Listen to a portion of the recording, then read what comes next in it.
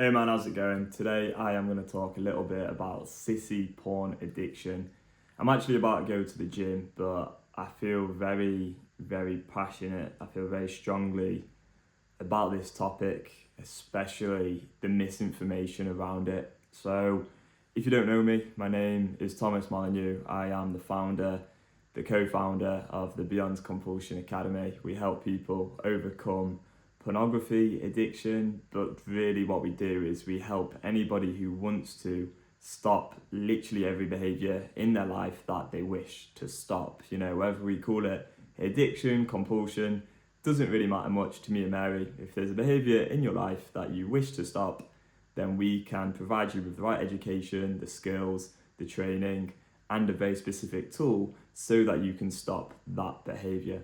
Now, today, why am I talking about sissy porn addiction? Okay, well, I'm reading this book here, Out of the Shadows. Now, this is by Patrick Carnes, and it's from many years ago. It's from a few decades ago.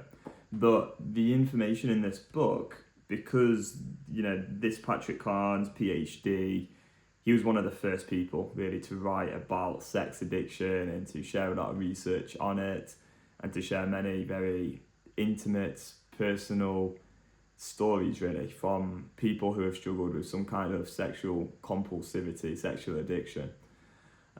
This information is kind of being passed down now to many therapists, many counsellors working in this field of porn and sex addiction recovery. And I've actually been on workshops with some of these guys who run like porn and sex addiction workshops for people and who are training therapists, and I've taken part in these things.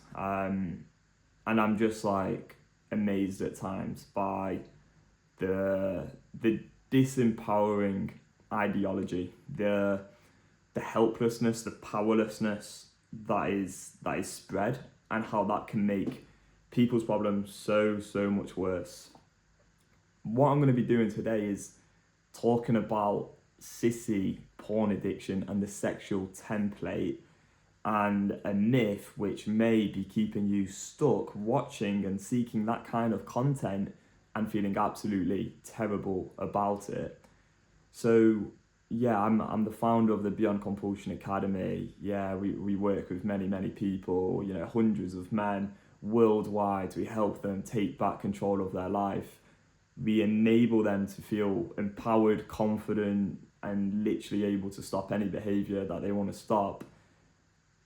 But I'm just the same as all these guys. Like there's no difference. We all went down the same route. We all tried to stop some kind of sexual behavior. For most guys, it probably isn't sissy content. It's probably some other kind of content. But it doesn't matter. It doesn't matter what kind of content you're looking at. What matters to us is how do we stop looking at that content. So I used to look at the sissy stuff from time to time. It wasn't the only genre I looked at, but I know when I did look at that stuff, it was particularly confusing. I felt a lot of shame, a lot of anxiety, like norepinephrine being released. I felt overwhelmed, just confused, just really confused. Like, what's wrong with me? Why am I looking at this content? Like, I'm a straight guy, I've got a girlfriend. That was the position I'd be in the past. I would literally have a girlfriend, but be looking at sissy content and like, what the hell's going on here? Really confusing. In this book, Out of the Shadows, they talk about sexual templates. They talk about how your sexual template as such develops between the age of 5 and 8. And I remember one guy I worked with, he'd been in therapy for years and years, and his therapist had been looking into and delving into, exploring his sexual template and helping him understand why he was looking at certain sexual content. It might have been sissy, I can't actually remember. Because as I say, all I really focused on is how do we stop this behavior, and of course he has achieved amazing success. So that's what I care about, is results. Now anyway, and when I say results, I mean people feeling empowered, feeling in control of themselves, no longer worrying about this issue anymore. So anyway, this guy had gone to a therapist, and his therapist had been exploring all this shit about his sexual template. They'd gone around in circles for years, but then eventually he'd have those moments where he wanted to look at some particular sexual content and his mind would be flooded with thoughts like, this isn't that bad, maybe once won't hurt, I'll just do it this final time. all these junky thoughts. And then he'd probably have unanswerable questions. In fact, I know he did. He had unanswerable questions which are designed specifically by the addictive part of the mind to get people into helplessness and powerlessness, right? So that they eventually relapse. So we'd have the unanswerable questions. We talk about this in a lot more detail inside of the Beyond Compulsion Academy. But these questions would be things like, why am I looking at this content? Is this to do with my sexual template? What happened when I was younger that's led to me having this desire to look at this stuff? But all these questions, they just take us away from, in that moment right now, I have a choice to make. I have an opportunity to rewire and change my neural pathways. All these questions, they just create more helplessness, more confusion. One question leads to another, then another, then another, then another. You get so exhausted, overwhelmed, confused, you go, fuck it. You're full of anxiety, you end up watching the content that you're trying to stop watching.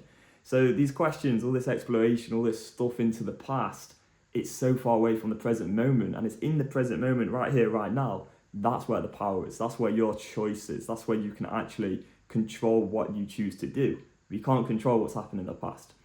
So back to me for a minute. Sexual templates, age 5 to 18. Apparently in this book, what they're kind of getting across is that what happens to us when we're between the ages of 5 to 8, that's what helps us form that's how our sexual template is formed. That's kind of where our desires come from. But what this book kind of expresses, my interpretation of it so far anyway, I've not actually finished it, we'll do a full podcast on it soon, but my interpretation of this is like people are acting in these insane ways, very, very compulsive ways, because of their sexual template. That's kind of what this book is saying, right? And there's some horrific stories in here. And I think what this book's trying to do is help people maybe understand themselves better. I mean, the subtitle is Understanding Sexual Addiction, so it's about understanding things. But I think, if anything, this book will lead to more misunderstanding. So what am I getting at here? Well, there's a passage in this book just now that I've just read where they talk about this family that had basically raped a load of children. And yeah, I know that's freaking horrible to hear. It really is. It was disgusting to read. And they played something called The Game. And it's just very, very disturbing. I've just read it this morning. It's 9 o'clock here in Manchester, in England. I've woke up, I've had a coffee, I've posted on my website a blog, and I've read this book, and I'm just like, freaking out, like a bit, whoa, okay, that was heavy. I've actually spoke to a number of paedophiles, not like, I'd rather that I didn't, but I have, not through my work actually, we've never worked with anyone who has acted on any sort of child-related sexual desire. But I used to volunteer at the Samaritans. They're a charity here in the UK which help people sort of explore and discuss their suicidal ideation so that they can make a rational choice. And they're a great charity. I volunteered there for 2.5 years. During that time, I'd speak to countless people in prison, some of which were paedophiles, who would show literally no remorse for their actions and would just talk about their sexual desires for children. And it was quite disturbing, to be honest with you. But our responsibility there was to be compassionate, so I did my best to sort of be compassionate and put those personal biases and judgments of that behaviour to one side, which was very, very challenging. But anyway, in this book, like, the kind of concept is we should maybe have some more understanding for these people. I don't think it's saying, look, this is okay, don't get me wrong, but it's like, let's understand why people are acting in these ways. But it's misunderstanding the most crucial, important thing, which is that people do not watch sissy porn or act in these horrific ways because of their sexual template. They may want to act in these horrific ways, or they may want to watch sissy porn because of their sexual template. There is a distinction there. People can have desires and respond to them in rational ways. So I've got 2 bits of evidence as well why this sexual template thing doesn't explain why someone would look at sissy porn. The first one is, for about 10 years I was in a porn addiction and I wasn't looking at that sissy kind of stuff at all. It took about 10 years to sort of escalate to that level of usage for me personally. Those first 10 years I'd be looking at a lot of stuff just on like Pornhub, kind of the traditional standard pornographic videos. Yeah, we did progress into maybe more and more crazy shit, but you know, I never actually looked at that Sissy stuff until about 10 years or so into the addiction for me. And then obviously I've got out of that addiction, right? But the thing is with this is that's the second point, is like I no longer have those desires. I feel like they were created by the addiction. It's like the tolerance cycle. Not created by the addiction, but if you look at progressively novel sexual content and you've already got a sexual template. So for me, I was like 5 or some shit, and my sister would dress me up as a girl. And I know this is hard for me to talk about because it's so like personal, and I might have some mates watching this who are just like, Tom, what the hell are you on about? Like, this is so weird. But yeah, like my sister when I was like 5 used to like dress me up as a girl sometimes, and I didn't really like that. Not that many times, but it's in my memory, and I've got a terrible memory, so it's definitely stood out to me. You know, it's still there. And I remember just like being at the top of the stairs in my house in Sheffield at home, and like my sister would be like trying to show me off to like my parents, like the makeup she'd done and all this shit. And it's just weird, man. Like that happened when I was 5, so there probably is some kind of weird sexual template. And I call it weird. There's no shame here, but to me, I do think it doesn't align with my actual like real sexual desires or tastes. Instead, it kind of creates this sort of anxiety, like this scary sort of feeling. To be honest with you, when I even like kind of when I watched that content in the past, it would create so much anxiety, and I think I probably confused some anxiety with the sexual desires, and you know, it's a complete mess basically. But the point I want to get across, right? Even if, you know, 20 years ago, I got dressed up as a girl, right? Even if that happened 20 years ago, and then that's led to some kind of desire, it wasn't until about 10 years of porn use when I'm escalating to more and more novel content where the vanilla stuff isn't doing it for me. It wasn't until that point where I already had a porn addiction that I started seeking out that content. So that's the first thing that I think is really critical, because I really honestly don't think I would have even put those two things together or kind of discovered all this shit about myself if it wasn't for the porn addiction. That's not to give credit to the porn addiction, but it's just to say, like, look, I honestly don't think I would have ever looked at Sissy like content or had those desires or ever thought about maybe cross-dressing or any shit like that, because I never actually considered that. I don't think I would have ever ended up at that point if I hadn't, you know, developed this tolerance cycle to the porn addiction. And then the second thing, which is really, really critical, like completely proves that, you know, we don't do these things, we don't end up in these fetishes because of our sexual template, is that I no longer do that. Like, I've not looked at any of that kind of content for like well over a year, maybe even longer. I'm not even sure at this point, and I honestly don't care. Like, I don't think about it. Until reading this book, I hadn't even thought about that for ages. All I know is that when I post about this on YouTube, the video gets way more views. Like, to be straight, it gets so many more views. And I'm not saying that as in, oh yeah, this is great for our profile, now we're going to get so many more followers. I'm saying that because this shows that this problem is going on at a massive level. You know, that there's so many people struggling with this issue, with the Sissy stuff, because why are my videos getting so many more views when it's to do with Sissy? Maybe I'm one of the only people talking about this right now on YouTube, right? Maybe that's why.